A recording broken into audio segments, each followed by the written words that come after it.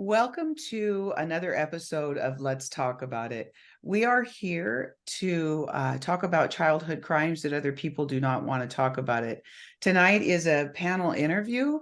I have with me tonight Sylvia Trevino and Carol Boyce, and they have been with me before on the show, but tonight we really want to talk about the mystery around incest, and particularly all three of us have lived through the father-daughter impact of that.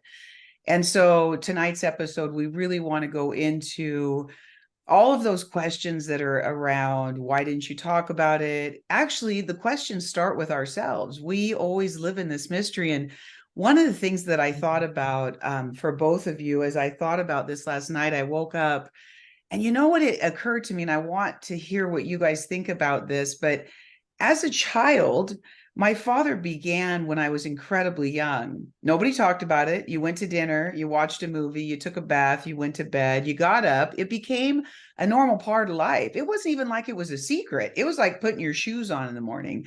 I was abused so much that it just lived with me in the current of my life. So it wasn't like, oh my gosh, I was torn away to the secret place and horribly damaged. It hurt in the beginning, for sure, when I was little. But after a while, the torment of that pain goes away because I remember one time being in a court case and I heard an expert say that at 4 years old, you can take the full size of a man without any damage at 4 years old. And that's just a remarkable thing.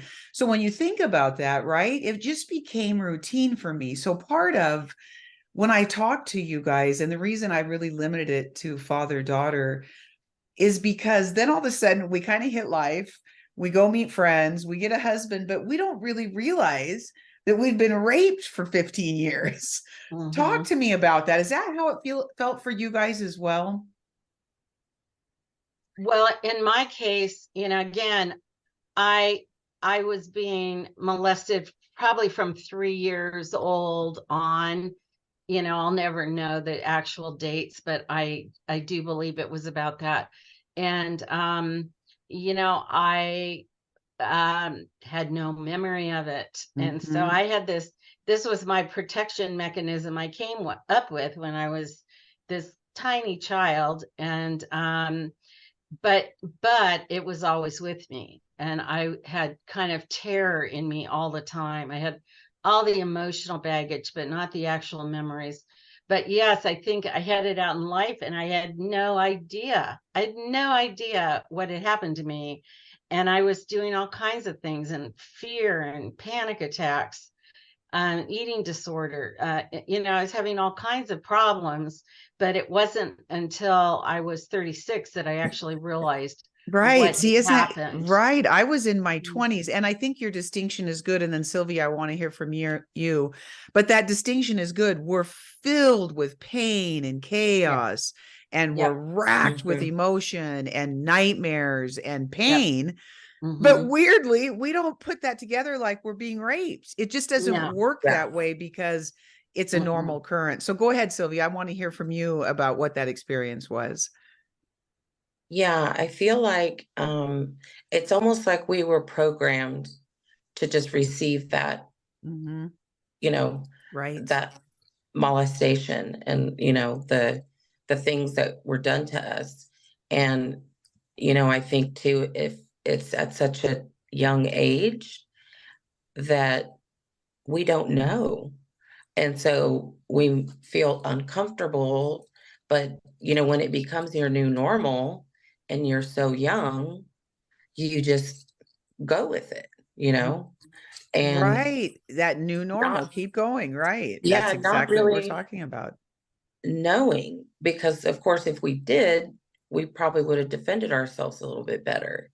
And then by the time we get to the age where we realize and start remembering, then we have that whole pain thing and the guard up, the protectors, that we've had our whole life. And then we realize, wow, now we know why we had those up as we, like you said, we get married and, begin to have relationships that are, normal. But Right. I think that's just something as in my situation, I know for sure that it just became something that happened.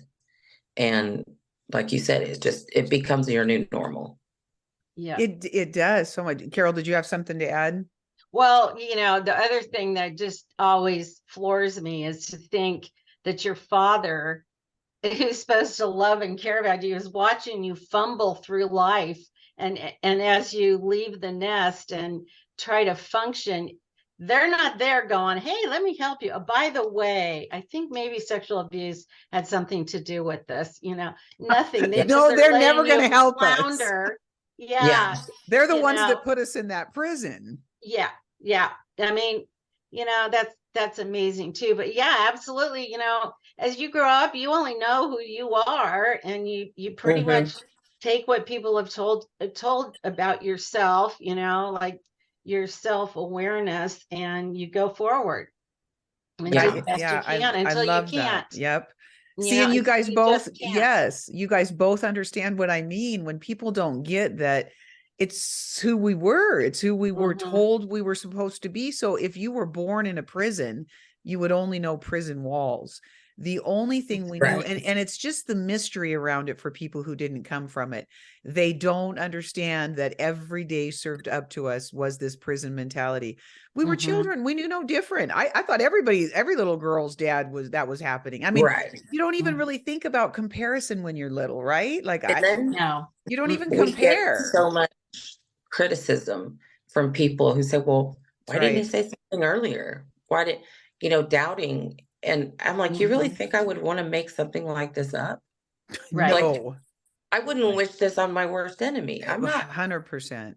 No. And, to all those people out there that don't know, it can take somebody that has suffered childhood sexual abuse, whether it's incest with the family, a teacher, a coach, a priest, it doesn't matter that it's happened. It's not going to come up until we start to become an adult. There's some people that have such protectors over them that it's their 40s and 50s before they start remembering. Yeah. And I think that's 100%. very important for the public and other people to know that, because the statute of limitations should be unlimited. Yes. On childhood sexual abuse. There shouldn't be a 2 to 5 year or 5, no, it just doesn't work like that. Our brain and our heart are both protecting us. And that's why how can we speak up about something we can't acknowledge, and that our brain does to protect us? That's how God made our bodies and our brain and our mind, and our heart to work. Exactly. And Sylvia, when you bring that point up, actually, we are living normally, just like everybody else does. For instance, when they were 3 years old, they got a red tricycle, but they don't remember that tricycle again until they're 27, and something triggers their mind because they walk into a store, they see a movie, and all of a sudden their mind is triggered to remember that red tricycle. It's exactly the same for us. It's no different trauma is held in different places in your mind, but it works exactly the same. We're triggered by something, a sound, a smell, a movie, and then we're triggered. So talk about that a little bit, because they return to us exactly the same way. So our minds are working as every other human being on the planet. Unfortunately, our mind just has a whole bunch of shit in it, right? But it works exactly the same. That's right. And I think you can't underestimate the terror that the sexual abuse gives you. I know for me, I was terrorized. And for me to actually have the maturity and a stable enough home life to somehow acknowledge that I would be able to face this now and actually survive. I really think that's what's going on. I think you have to be triggered. And I think you've got to grow enough that you think you'll make it, because I really, that I survived looking at it, I think is something I'll forever be grateful for. Oh, yeah. So much. Sylvia, talk about that for a minute. It's so true. We have those memories come back to us just like that tricycle, but we can have fear around that and block it. And then Yes. we'll block it for another 5 years, but it Yep. came back exactly the same way as a red tricycle comes back. Mhm. But a lot of Yes. times you're exactly right. So Sylvia, talk about that a little bit, about the fear around those memories. That's a really valid Well, point, Carol. Thank you. something that and yes, it really, really great point, Carol.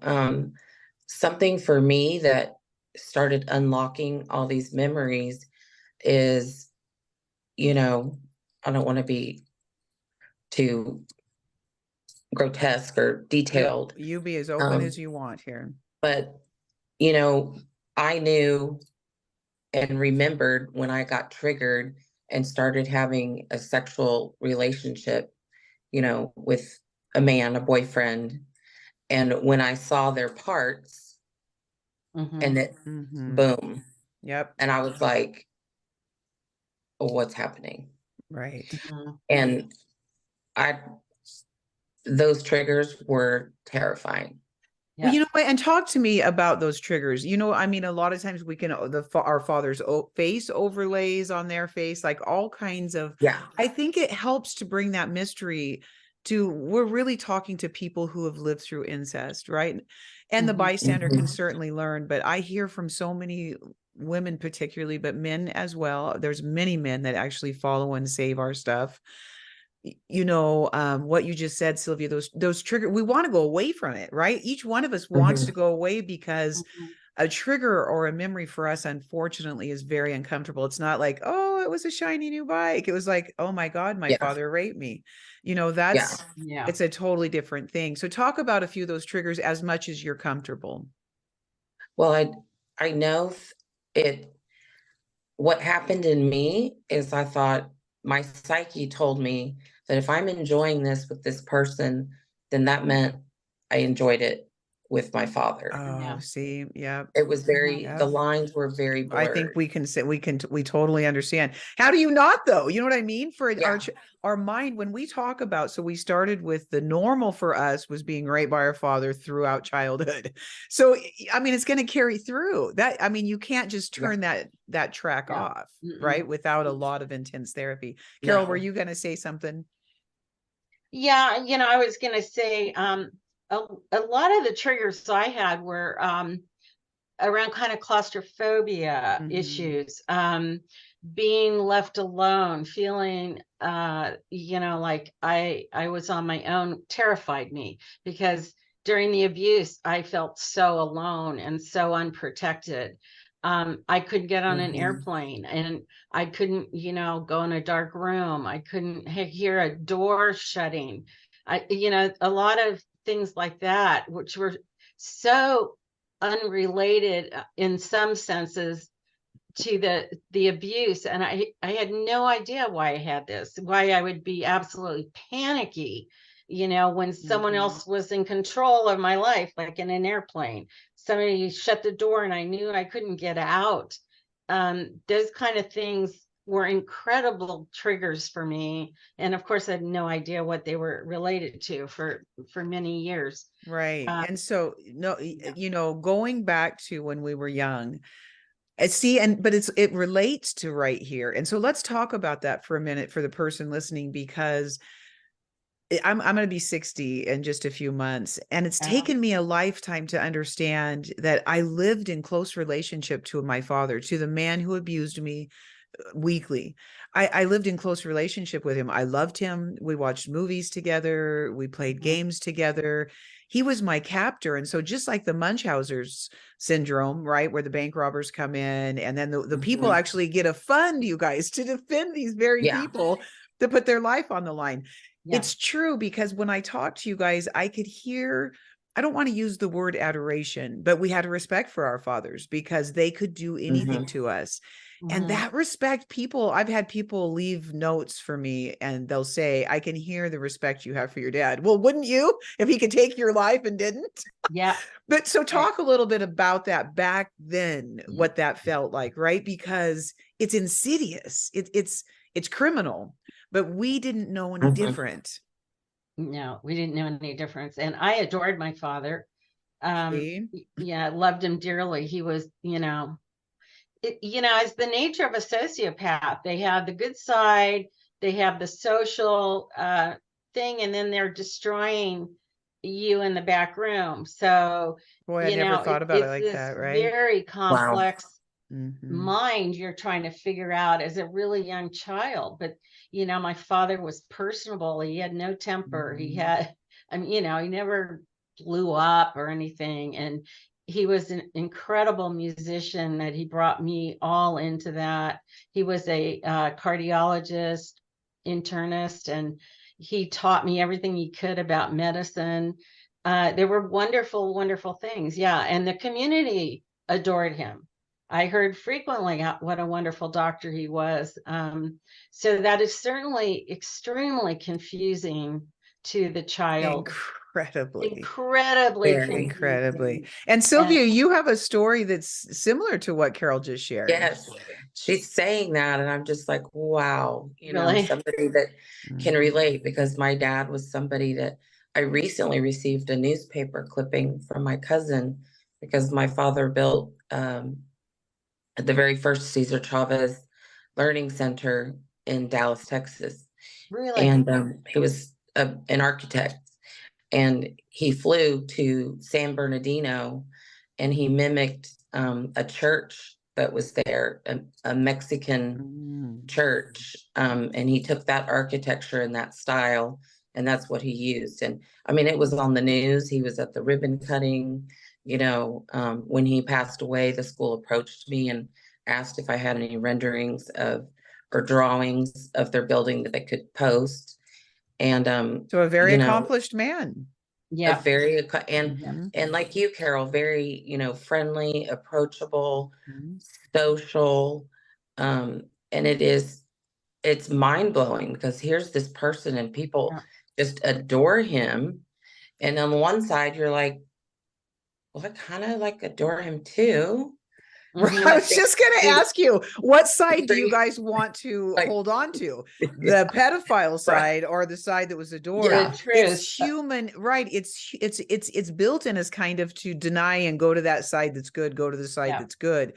It's Yep. very yeah, difficult to say, for me to be the best person that I'm going to be, I got to walk away from all that, all the sham. Mhm. yeah, It's bullshit, but Exactly. you know what I mean? But that's hard, you guys, because everybody around us wants us to hold on to that because it's easier yeah. for them too, by the way, right? Yes, much easier for them. And And who doesn't why? want to believe the good side of somebody? Right, I think it's extremely hard for my family to let go of the good person, you know. right. And you don't want to be the one to blow the cover. Because it's Am I your Well, going I to be fault, have. right, the Sylvia? one person in the world that, just like, Yeah. it happens to public officials, and the girl stands up and she doesn't want to, but she Mhm. wants to speak her truth. Do I Yeah. want to be that one person that blows him up? Mhm. So, And I've written a book about it, about my experience and what it Go ahead was and say like. the title, Carol. It's yeah, called First I Believe You. It's on Amazon. But yeah, First I Believe You, It's a because very good book. I've read it. thank you. Thank you so much.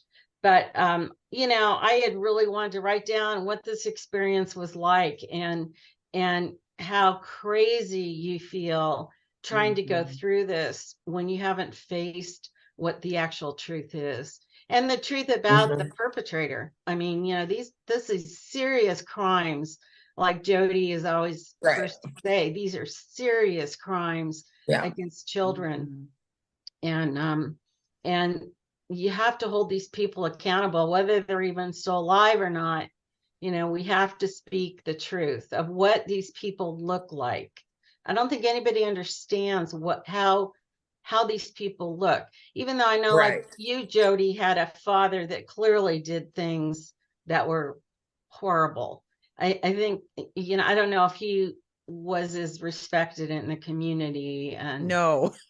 He was a so body and fender man. He was a hillbilly that didn't care what you thought about him, oh, but he was liked. I mean, people did like him for like sure. him. I Yeah. mean, he had that sociopath way where you wouldn't be around him. He would yeah, influence you to like him, if that Hmm. makes sense. You know what I mean? And he was hmm, handsome.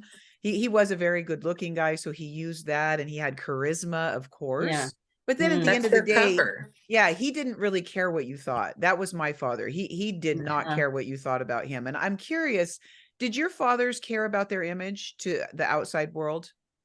Absolutely. Yeah, I would think so. I talk in the book about Mhm. the curb appeal of our Oh, family. that's right. I love that. Yes, Yeah, I the love curb that. appeal was very important, and the social standing, and all Mhm. of that was very important. Um, And the same yeah, with you, Sylvia, right? Oh yeah. Like it was all about, driving a Mercedes, giving me a BMW for my first car when I was 16. You wow. know, Wow, yeah. we want to be all shiny and, And weren't you looking the one that and went golfing with your father? yes, we would You go guys golfing were all the you time. guys were good friends. And how We were old are buddies you? I on the mean, golf course. right, but this is now when you're grown. No, he started taking me golfing when I was 5 years old. Oh my goodness. Wow. They always Yeah. keep us in their pocket, don't they? Yes. Mhm. Mhm. So that's kind of like how the grooming process continued, Right. because a lot Wow. of people think that grooming is just up to the time of the abuse, but it's not. No. It continues, it's 100%. not just a pre molestation. It's the Mhm. Oh whole my way. God. That is so beautiful because actually until their death, they continue to groom. And what is their Yeah. grooming? You're lying. That's not the story. We had love between us. It wasn't like that. It wasn't abusive. It was love between us. They take those Yes. stories to their deathbed, and we will be Yes. called liars if we try to change those stories. Talk about that for a minute. Mhm. Yeah, absolutely. uh, uh, I think part of the sociopathic or narcissistic personality is they've got to be appreciated, believing that they're somehow good. And they say they make up stories in their mind. And, this idea that, oh, the daughter wanted this, or she Right? Mhm. participated freely. It wasn't me putting this on her. And that's all this narrative they come up with. And they don't want Mhm. anyone to break that narrative. No. They don't want And they're anyone. almost overachievers. And that's why I Yeah. think they're so successful. Like your father was a doctor, My Mhm. father got his architectural degree. He went on to Harvard and got his degree in city Wow. planning because they have to rise above Yes, because they know they're the scum. truth. Yeah. Yeah. They know the Well, truth and they're and they're what they brilliant. I did. mean, let's face it, you guys, these are criminal minds. I mean, they're Mhm. evil criminal minds that we Yes. can't understand. And I do believe, and I'm going to say it till the day I die, they have an evil presence helping them get away with all that they do because they're such Yes. masterminds. And I do think that Mhm. this is one of the crimes that hell has created because you don't have anything to prove that they've been raping you for years, nothing but your word against Mhm. theirs. They know Nothing. you're going to lose. I Nothing. mean, what better crime against children? Because all they leave us with when we hit in reality, we're really just left with a heartbeat because now we have confusion, loss, chaos. We control nothing. We Yes. we don't even know what's happening when we hit the world because we've been so Yeah. controlled. So it's a Yeah. perfect crime. It actually murders everything except our very heartbeat. Amen. That's the only thing that's left. And so I've They're taking always your soul, they do. It's I mean, horrifying. how does somebody do that? And I think, there's talking about father child relationships. I mean, that is the most incredible betrayal of trust. Nothing could be a bigger Yeah. betrayal. And particularly your father, when you think of protecting you in the world, they're the only Yes. one, you know, and your mother that should be protecting you. And it takes an incredible lack of soul and conscience to be able to do this and spend the rest of their lives Amen. saying it never happened. I mean, it's an incredible betrayal of trust and of our Huge. souls. Yep, huge. Yeah. Yeah. Go That ahead, Sylvia.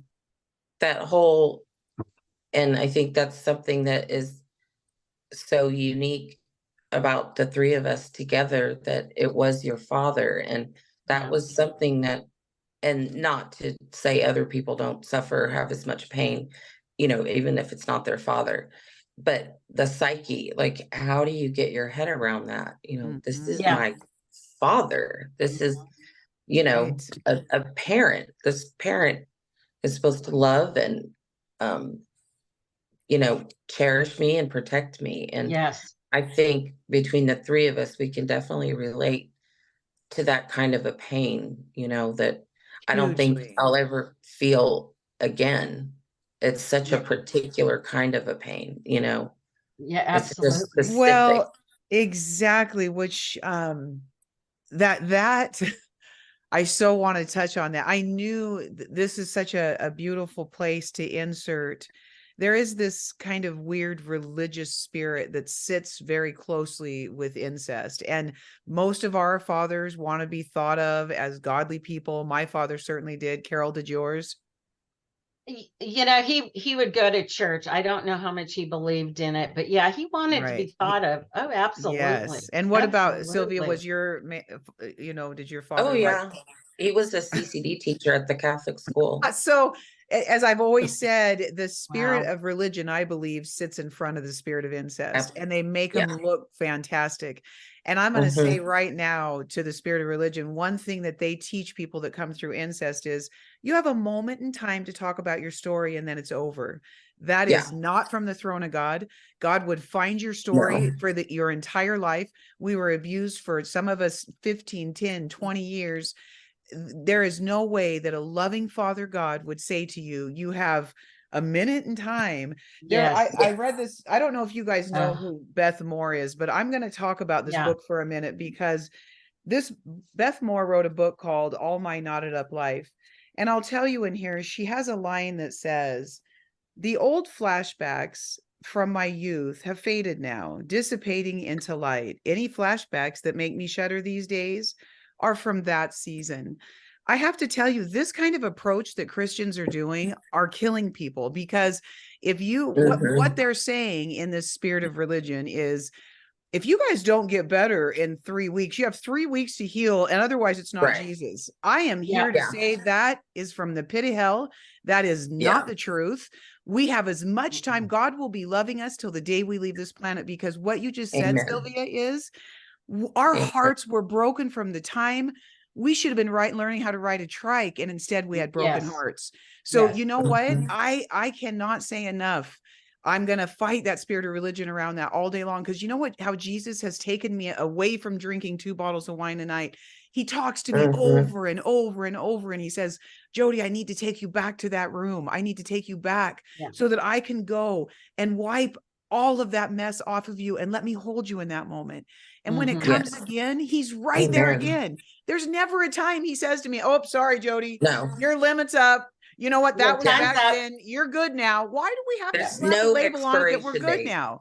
No Mhm. expiration date. Talk to me There's about that, no you guys, because I'm so expiration date. tired of Christians throwing this label on it that you got 10 minutes to heal or it's Yep. not God. Because Yeah. again, they don't want to hear about it. Nobody Yeah. wants to hear us Oh, speak up yep, and talk about this very uncomfortable, ugly subject. And exactly. Well, it unless it you put it in a pretty package. yes, or you know, it Yeah. further victimizes the victim. And you know, you have to remember too, and Sylvia, I have no idea what years your abuse occurred or if you even know, but you know, this very young abuse, your brain is still forming. I mean, Oh 100%. yeah. you don't even have your whole brain, and this violence against you, this hatred against Right. you is getting put into your actual being, you know. And of course, they Yeah. know that with trauma now, it's very much a physical illness also. And I Hugely. don't know that, you know, I am almost 70 years old. Not thrilled about that, but anyway, you know, I Hey, now we are think, warrioring up. You're yeah, fine. You know what? Takes a I long now time to heal from think our wounds. that, you know, you're healing your entire life. Yes. This, you know, Yeah. I'm so much better. You know, I've come a long way, and I know Jody has too, and Sylvia, you're working Sylvia on has, it, and yeah. but it doesn't leave you. It's way too No. traumatic that Never. it doesn't leave you. You learn to cope. And it's Yeah. offensive, right? Sylvia, talk about that a little bit, Very because offensive. you Yeah. started saying something, and in this beautiful conversation, we probably moved past it, but you talked about the judgment that you've received around this. Talk to me about that, because one of the reasons why I started this, honestly, was all the naysayers, or the people out there that Yes. have never lived the experience. And without experience, like Smith Wigglesworth used to say, a man without an experience has nothing to say to a man with one. And it's just the truth. So Amen. talk about that a little bit. I think that it's so sad that, again, that, like you said, there's no time. And our wound, it's a trauma wound, and we'll have that. That will never go away. So, we have to live with that for a lifetime. But It's then reality. yet we're supposed to get it. Well, when are you going to get over it? When are you going to, that's what really gets me going is, of course, the time, but the get over it. Well, let me do to you what, think about having something done to you that was done to me. And you want to chat about it? I can tell you everything in detail. That's right. Do you have a couple months? Sound, smells, I'll tell you it all. And then tell me if you feel the same way. I mean, how dare you tell me that I have to get over it? Yes. Something so disgusting, something so vile, something so criminal that people should be thrown in prison and the key locked away. Exactly. Oh, absolutely. And so few ever go to prison. So few. Only 70% report, you guys, of all the numbers we see. That's only 70%. And that's the ones that are talking about it. That's what I'm saying. Exactly. And Satan's getting away with this horrific crime, and the church is letting it happen. And I'm tired of it. And I'm so thankful for you guys to be here tonight, because we are followers of Jesus Christ. He has helped me. I know at 4 years old, he came. I didn't even turn 4 yet. I turned 4 in 2 months, but I know he came to me in that room, and I met him there. My mom said, we didn't know how you met him, because they were hedonistic prigs.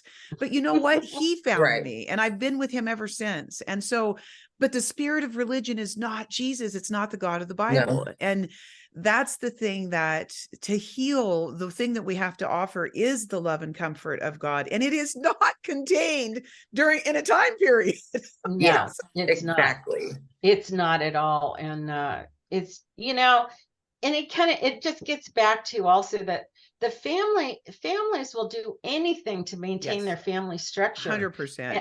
The curb appeal. The curb appeal. The curb appeal. Yeah. And just having that structure. And when you look at the patriarch of the family, who's a criminal, and you start telling the truth that this person was a total criminal, and all of that, it's like they will fight for that family structure, and that beyond anything, beyond any one member.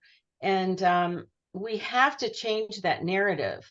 We have to change my daughter called me yesterday, and we were talking about this kind of thing, because unfortunately, it's always close to home. You come from incest, and you happen to find it all around, right? I mean, that's, I think we could all talk about that. Cousins, aunts, like all of this stuff starts happening. Generational curses. Yes, absolutely. 100%. But we've got to bring, sometimes she said to me, Mom, we didn't realize why you moved us away from the family. Everybody, they were mad at me, like no cousins. Because if you come from a family of incest, and your aunt is not talking about it and staying in denial with the family, but those children have been hurt, those children may, not all of them, but they may hurt the cousins. And now you're perpetuating it. So I'm going to say this again until the day I leave this planet. If you come from a family line of incest, and you have siblings and parents who will not talk to you and take complete accountability, you should not be living by those people. You should not be, because there's a matter of urgency, because children continue to be hurt in those families. That's just reality, right? You guys, would you agree? That's a wonderful insight. And incest is occurring in many families that have no idea. Millions. And I think that I think every single family, every single mother, every single father needs to be openly talking about sexual abuse within the family, that they Yes. will not support Amen. it, that they will prosecute to the full extent if there's any kind of sexual abuse. There's no conversation in families about this issue No, because we're it's the so, liars. Are you guys yeah, believe in your families and supported? Ask, I yeah. mean, answer that question. Sylvia, does your family support you? Are you guys all now your My father's gone, right? Yeah, my father's gone. He's been gone about 10, 11 years now. Okay. But he did on his deathbed, he apologized. I wasn't there. Is He that right? he told my uncle Ah, to tell me that he was, so sorry for what he had done to me. He apologized to my sister. My sister was there. I had already moved from Dallas to Austin. So before he went into surgery and he knew he was gonna pass. And my sister said, well, Dad, you don't know that. Like they're telling you, there's a chance, of course, because it was a heart attack. And he said, no, it's my time. I'm going. And he died 15 minutes on the table. But he did apologize. Did he say to his uncle that he had raped and molested you guys, or did he just say I was a bad dad and I'm sorry? No, he told him. Oh, that's He told him. amazing. it is amazing. Very, It does. very unusual. Well, Very, deathbed confessions, though, my father apologized for the murder and he died the next morning. He didn't apologize right. for Yeah, the rape of all those years, but we had a lot between us he needed to apologize for. yeah, But Yeah. yeah, Yeah. that's and that's good. It could be because he was crossing over and needed to look, and yeah. I'm not even going to touch that. Yeah. That's none of my business, I and that's don't awesome to leave I that. don't know the sincerity of it. I don't know. I won't know Yeah, until and I'm not. it's Yeah, my and time and I I would go to be never with take God, that off the table. It's there. An Um, apology is never a bad thing ever, right? Yeah. So yeah. I I mean, appreciate it did that. feel when my uncle was telling me, because my uncle was just a beautiful, beautiful. He passed away just a couple of years ago, but he was always such a great father figure to me because I spent a lot of time at his house. He was married to my dad's sister, and she was like another mom to me as well. But Sure. when my uncle was telling me, he was just weeping. And, he apologized to me and he said, I'm so sorry. I never even knew. And I said, Uncle James, it's not your fault. Like, Right, it's not my fault. It's not anybody's fault but right. his. Mm-hmm. So, but yeah, I don't know how sincere it was. I don't, am I glad that he may have felt some remorse, Of you know, course. but, Well, do they know it's wrong? They do. You guys, they absolutely yeah, do. When my dad yeah, was dying, right, and he apologized for the murder, he did say, I said Craig might be going to jail because he was in that room with us when they killed her. And you know what Dad said for the child molestation? They know it's wrong. I mean, Yeah. yeah, there's no yeah, No. question that every pedophile in the world knows it's wrong. yeah, And I'm absolutely, sorry, Sylvia. I 100%. didn't you keep going. I didn't mean to interrupt you. No, Keep no, that's going. okay. Well, my family doesn't know. Obviously, my sister and I were abused together. We know. I told my mother recently, probably 2 or 3 years ago, and it broke her heart and she felt horrible. But there was just no way she would know. No way. Because he would always do it when she was away. Mm, He picked, those perfect times when he knew she was going to be gone for hours. She was actually working on when it started, she was working on her master's. So mm. she was teaching during the day and then she would go to SMU at That's night. so sad. And So sad. and Thinking you then were safe with Saturdays. your father, right? Exactly. She Yeah. was blown. I mean, the shock. Yeah. She was just like she just kept holding her head and she's like, no, tell me this is a nightmare. Tell me to pinch myself Right. that this didn't happen. And Yeah. Yeah. you Well, know, and that gets into this role of mothers, Which is huge. which is a huge subject. And Huge in yeah, families of yeah, incest. you Yeah. know, but I do believe that incest occurs in families that have severe dysfunction. I Mhm. mhm, think for the mother or whether it's the Correct. father married to a a mother that's molesting, I think that that when you're married to a sociopath or somebody with this degree of ability to hurt another person, their own children, and they don't recognize it, that says something about that relationship, or Yeah. Yeah, keep going, Carol. yeah, and also the mother that maybe kind of knows, kind of has a feel. I think my mother felt my father was always having an affair, which he could have been, but I do think she could feel that he was having another Right. relationship, but it was with her daughter. I don't think it ever occurred to her. But Right. and then the mothers that actually know and allow this man to stay in the family. Right. And that was my mother for sure. Yeah, which is really, God, an incredible betrayal to the child. Yeah, I'm so sorry Incredible lack of that. trust. And and then that gets into the finances too. Certainly we were all raised in that era where the father was the primary breadwinner. Right. And when women to this day have children they can't support, it makes the child, I think, that much more vulnerable to sexual abuse, because the perpetrator knows the family can't 100%. exist without them. I mean, it gets into a lot of issues that are very important. Well, and don't these predators always kind of want us to believe our mothers are weak? I mean, Sylvia, was your mother a strong presence in the home? Oh yeah. And she was very very active, even though, she worked full time. This was the 70s. So she was, the Brownie troop leader. She actually worked and got a job teaching at the private school, the private Catholic school that I went to, just so she could be closer to, her children and be able to watch over them. And, that's why my dad picked the times when there was absolutely no way she could ever, know. And of course, he always told us, don't tell your mom, she won't understand, and blah, blah, blah. And so, we didn't.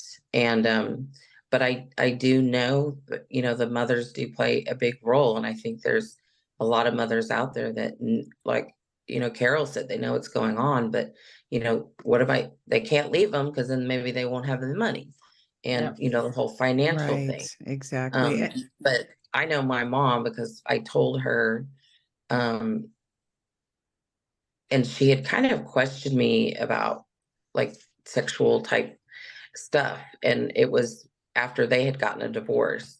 Oh, okay. And she had asked me, well, did you have like any kind of a bad experience? Like, were you raped like at a party, or did somebody just take advantage of you and you couldn't push them off because of my behavior? Like, she was trying to figure out, I was acting out, going out, partying, hooking up with, any guy that I being could, treated bad equates to bad behavior. Right. And she's like, what's happening? Right. And she said, well, if I ever knew, of anything, anybody in the family, we will take them to court. All you have to do is tell me. And I was like, no, Mom, it's not. And this was even still at the time where I was still processing, which I knew it had been done, but it was also overwhelming to me, It's in the incubating stages. Yeah. But there is this theme that lives in all incestuous homes, and the theme is that the dads always secret the mother away. They make them feel like they're these weaker than, or they're mental, or they're angry, or they're alcoholics, or they're but they're a problem. The moms are a problem. And so it separates the children from the mother, right? I see that it just kind of as a theme. And going back to that book that Beth Moore wrote called All My Knotted Up Life, she writes 300 pages, and many of those pages are dedicated to how messed up her mother was, leaving the house, suicidal, smoking cigarettes. Do you know how many chapters? And her father did molest her in a car. Do you know how many pages are dedicated to him? None. 4 paragraphs in the whole book.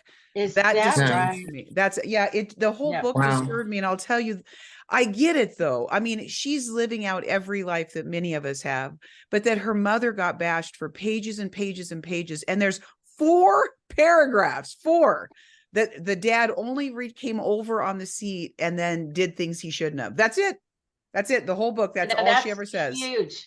It's That's so interesting. But see, Wow. you guys, doesn't that kind of, it's easier to talk about them, isn't it, than talk about that Yeah. story?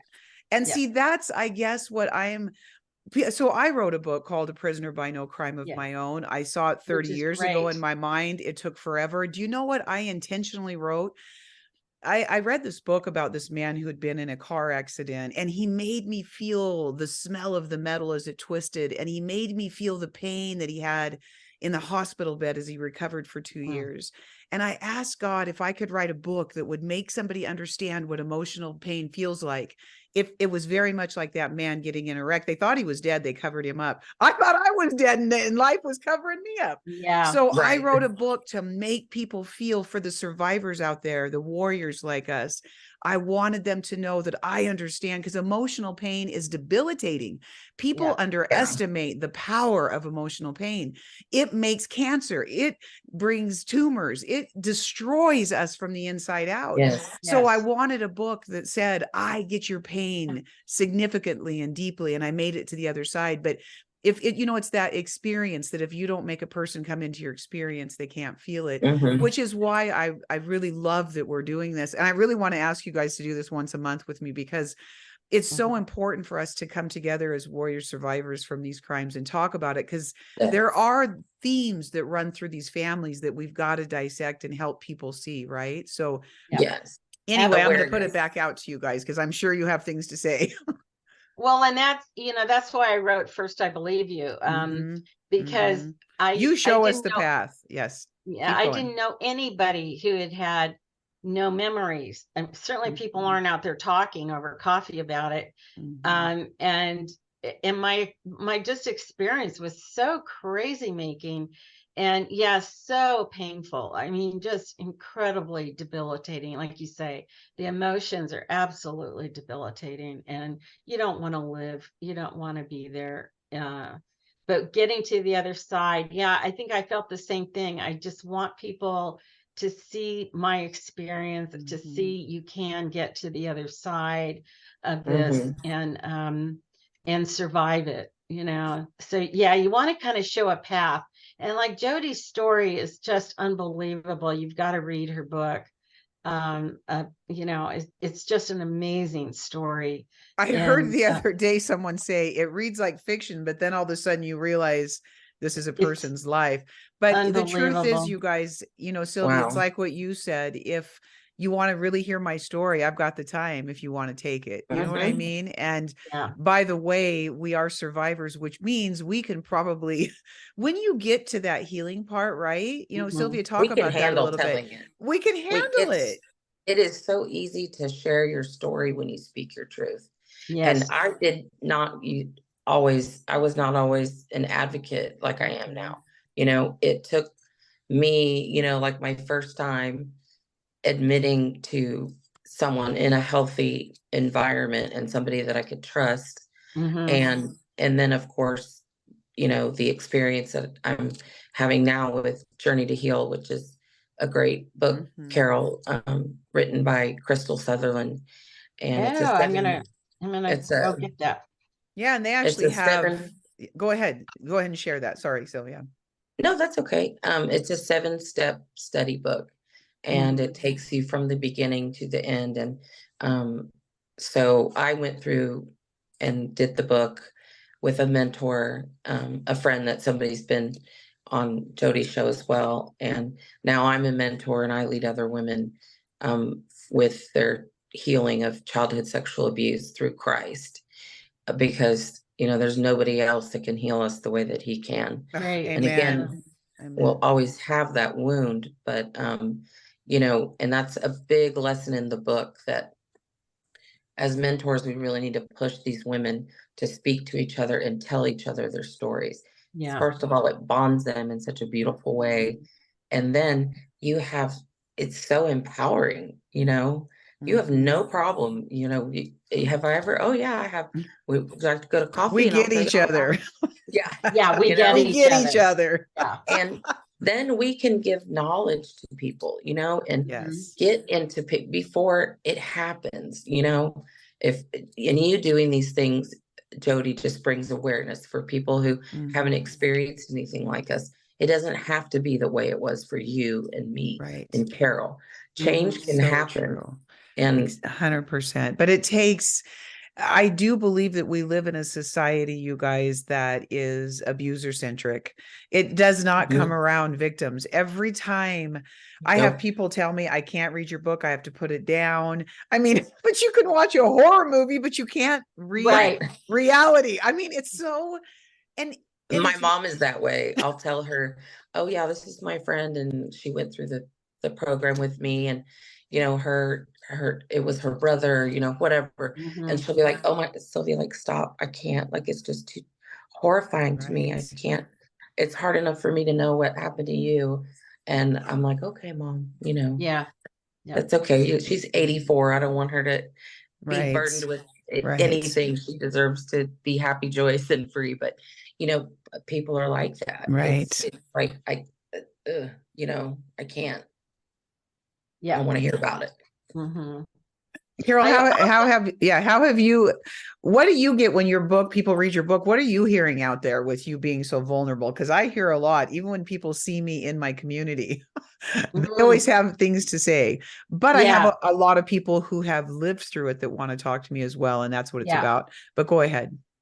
I have quite a few people or friends that pull me aside and go, I just want to tell you that, something like this happened to me. I was Yes. sexually abused. Mhm. And I've got a number that just want to go have coffee and just tell me what Mhm. happened to them. Right. And that they can really relate to the emotion. I think That's so I beautiful that hear you do that, Carol. mm, Mhm. yeah, thank That's you. amazing. And I've had quite a few people that just had no idea this was my background Mhm. and no idea that I'd come through this. I hear a lot about how could people not believe you, Carol? You're just this honest, straightforward person, So I get a lot of comments about that. And then people that I don't know, almost completely through, I hear how much it's helped them. So that makes me Mhm. really makes it feel worthwhile, my vulnerability, because I also definitely had some very negative things happen in my very close circle. I still don't, I don't have family that believes me. Right. And Right. or I'm in the Mm. same boat. right, you're in the same boat. I And am. honey, Most people, that's how it goes, really. yeah. And there's a huge loss there, huge grieving and Mhm. heartache. As the holidays come, that's really Yes. difficult for people who've come through and separated themselves to be safe, you know, and the Yeah. church doesn't talk about Mhm. that. Some people do, but Right. it's hard. And so that's beautiful, Sylvia, that you can have your mom and your sister by you. That's a Yes. beautiful thing. I wanted Yeah. to ask you, Sylvia, go back to one of the things that you said originally when we started. You said, um, you know, this moving into it and you didn't have it there, and then having people talk to you about why you didn't remember and that sort of thing. So what kind of led up to you saying, I need to step into my story? Because you had a great life that you could continue to just bring that forward and say, my dad was accomplished, I've got articles about my family, I got a Yeah. Beamer from him, he loved me. Tell me what kind of happened in your life where you said, I just can't live this way anymore. Because right, you could have kept living that story. And Yeah. by the way, I know many people that tell me I'm going to keep living that story, but they have Yeah. dreams and it plays out. But talk to me a little bit about what facilitated you to say, I got to blow this cover. I had become an alcoholic. I had become the only thing that could take my pain away, because I Mm, wasn't living for God, was a drink. mm, And I was getting into trouble. I was losing jobs. I was getting arrested. And the pain was so bad. And I had mm. started feeling that pain. Everything was coming up, Yes. but Mm-hmm. I didn't have the courage to share my story. It was Mhm. holding me in bondage. Mm. Yeah. And I had a come to Jesus moment, and it was like, I'm not going to live. The devil is running my life right now because of what happened to me. And I've got to get it together. I'm going to lose my life. Mhm. I'm too young to die right now. I don't want to commit suicide. I don't want to have those thoughts anymore. I want healing. And pretty soon after that, God divinely intervened with some people that he surrounded me with and introduced me to just a really good non-denominational, Bible church that just, taught the scriptures and Mhm. and that that was when I really asked God to come into my heart and begin the healing process, because I couldn't live like this anymore. I was going to lose my life. I was either going to kill Right. somebody See, and live in exactly, you prison. guys. I have nightmares about being in prison because I could be there right now for the rest of my life. That could have happened. By the grace of God, I'm alive and not in prison talking to y'all. And when you finally get that realization Mhm. and realize, I'm not going to let what happened to me rule my life. I'm in control. I wasn't in control back there, but now I can control it. But the enemy wants to keep you down. He wants to keep you in bondage. He wants to keep you in Right. shackles, in shame. There's such shame that comes Oh, with well, what it's we've been incredible, through. right? And that's exactly what I wanted. I mean, because we all live it. The truth is, I think that if we could continue in denial, we might likely continue in denial. But unfortunately, the Yeah. symptoms of denial are debilitating. Our leg pains, our waking up at night, our nightmares, our constant fear of just walking to the car, going to the store, getting in an elevator, claustrophobia. And so your Yeah. fears actually escalate, as do addictions and everything else, because the pain's so great. And this is what people don't understand is we're not trying to litter the world with our stories. We're Right. trying to heal, Right. although God gives us the right. And I'm going to say it again and again.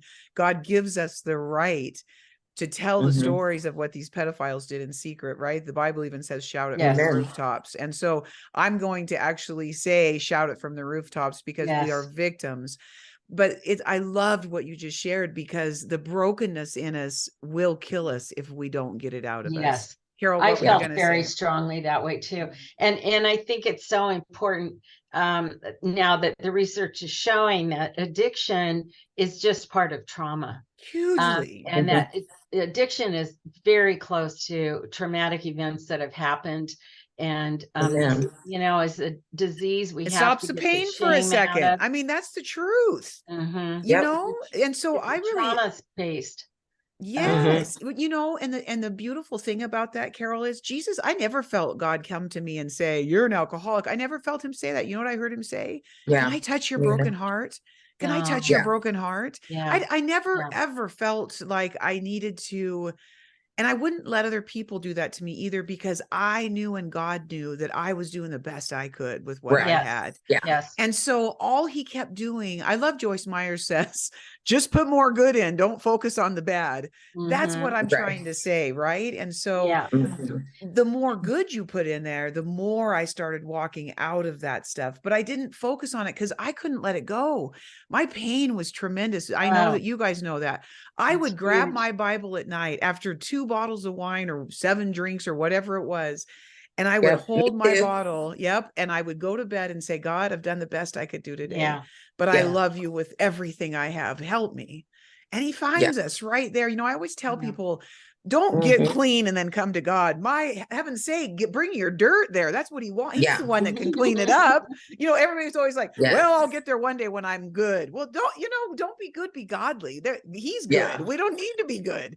But it is that debilitating pain, and it's Yes. debilitating. It's, I don't want to take my time doing this. I could be watching a movie, but you know what? There's that beautiful quote that says, when in the face of evil, if you don't do anything, that is evil itself. And I just can't be Yeah. quiet Yeah. anymore, you guys. I just Yeah. can't. When I know the right thing to do, and there's millions and millions of people suffering. I write 6 days a week with my daughter and these things. And I really do want to encourage you guys to come back with me. I'd love to do this once I'd a love month. to. And, I'd love to. because it helps us as well do something with this horrible, Yes. I don't Yes. hear bitterness in any of us. In fact, I thought No. about my mother tonight coming back, and I know people don't understand our stories. I loved my mother. My mother was a horribly broken woman, and Yes. she's sick now. And, all of that kind of evil kind of implodes on you.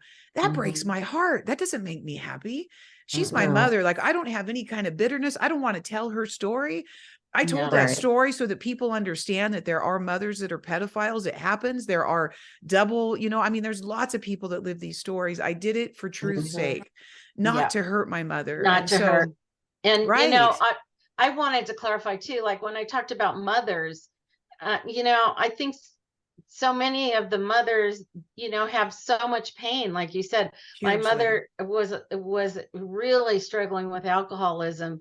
And so, that makes them, that dysfunction just makes them so much less aware also. Well, that's of why they what's picked going them, on. right? They love Yeah, it. and they're just be a trying to good mama, and survive. right, just be a good mama, right, Sylvia? Just be a good mama and get out of my way. Yeah. Yeah. But yeah, I love my mother dearly. I mean, Of course we do. but she was a very broken person. Yes. And suffering a lot of pain, unfortunately. See, So but that also though is a burden and a pain, and it's shameful and all of those things, right? But yeah. never to be misconstrued with anger, hate, or bitterness or any of that. I think that people do anger and bitterness and hate to avoid pain, kind of like I drink I wine do just too. because, right? Mhm. It's just another Mhm. method, but I hate because I lived with hate all of my childhood. And so I Yeah. never really wanted to stay close to it. So I Yeah. self-destructed, right? Yeah. I of think course. many of us do that, right? Instead We of tend hurt other to people. turn it towards ourselves. Yeah. Exactly. And I suffered for years with eating problems and addiction with that. And now the studies show it's very related to sexual abuse. Hugely. And and Chris never knew that, but we all are. It's trying to get that anger directed outside and where it belongs, not at Yes. ourselves. Right. So. It's funny that you say that, Carol. I had one girl in the study that we went through. She purposely gained 150 pounds Right. because she didn't want to be attractive. Yep. She didn't want somebody looking at her, and It's protection. she was protecting. It was a Yeah. protector. Many of us fight that, right? I was 200 pounds when I was 15 because I figured, right, that dad wouldn't want me. And I had so much pain. What else could I stuff it with? And then he bought me that book called Help Lord, the Devil Wants Me Fat. I had to go on a fast for 10 days and I lost 60 pounds. I hated him for that because it was Wow. like dad doesn't want to rape a fat chick, it was horrible. So I did lose 60 pounds and then I had an eating disorder for the rest of my life. I mean, I'd eat 500 calories a day, but eat, have 7 drinks because I had to look good. And then my mom would say, well, you've been smaller before. So my family always came around that, so there's so much dysfunction around that. But you know what? If you want to put a blanket of that insulation on you to feel safe, by God, do it for a minute if you need to, but get away to safety and keep yourself alive and let God heal your heart. And all of those other things will come, right? But I don't like these people that, let's focus on losing 50 pounds and then finding God. Well, let's focus on a broken heart. What I know Jesus is he said, I came to heal a broken heart and set the captive free. When you're captive, Amen. You're captive, right? And a broken heart, I don't know, the 50 pounds or the glass of wine or whatever, that's to me not the huge issue here, but your broken heart, that's what needs to be fixed. You guys, we're at time. I love you guys so much for being here, and we will be back. I mean, I think both of them have agreed, and we'll talk about that, but I'd love to do this once a month. And I'd like to just give this, I always like to just say, if there's anything that you feel on your heart you'd like to leave, we have a lot of listeners. This goes out on my YouTube channel, on podcasts. It's on many podcasts. And God is really using it just because there are so many people who need this. And we see you, we hear you, and we're here because we love you and we care. Amen. We could be watching a movie right now, but we genuinely care. So I'm going to give it back to you guys for a minute. If there's anything that you want to say before I close. Yeah, no, I just want to emphasize that, going right through the fire is really the only way to heal. And when your Yes. time is right, Yes. you'll be able to do it and get that support group, support people around you. But there is a wonderful life at the end of this. And, I've had a wonderful, amazing life, and you can too. So, 100%. good for I you do. looking at this, and good for you even listening to this podcast. So, and thank you so much, Yeah. Jody. You're just a warrior, and it's wonderful. And Sylvia, you too. So, Oh, Sylvia, well, go ahead. thank you. And yeah, I guess too, writing on what, Carol said, it's, if you're listening, you don't have to be brave. You don't have to be strong. You don't have to be anything. Like Jody, all you have to do is show your brokenness and God will come to you. I would get 100%. so intoxicated, but when I got that sad and I was crying, I would turn on YouTube and listen to Christian music, Yes. Amen. and he would comfort me, Yep. I in did the my same pain. thing, Sylvia. Was I I'd be drunk? drunk Yeah. and put on Christian Oh music my because I God, I'm needed like, him. I love Yes. you. Don't ever keep him away. But That's the time you bring him Yeah. close. yes, Oh, I but there love is that. there is healing, and it's not a 100%. It's not like you go to Mhm. surgery and then you're done. Right. It's a process, and I don't want to candy coat it because That's true. it's a wound, it's trauma, and it's our broken hearts. But it can be done, and the fact that I'm sitting here and speaking about it when I didn't do it for 40 plus years, Yeah. then you can do it too. Oh, I love that. All right. This is the Pedophile Huntress. We're coming to find you. We're going to break you down one secret at a time. God be with all of the people Amen. healing, and we'll see you next time. Thank you so much, Thank you ladies. so much, Jody. Thank Love you, you Jody. guys. Bye-bye. Yep. We'll talk Love you soon. too. Okay. Bye-bye. Bye.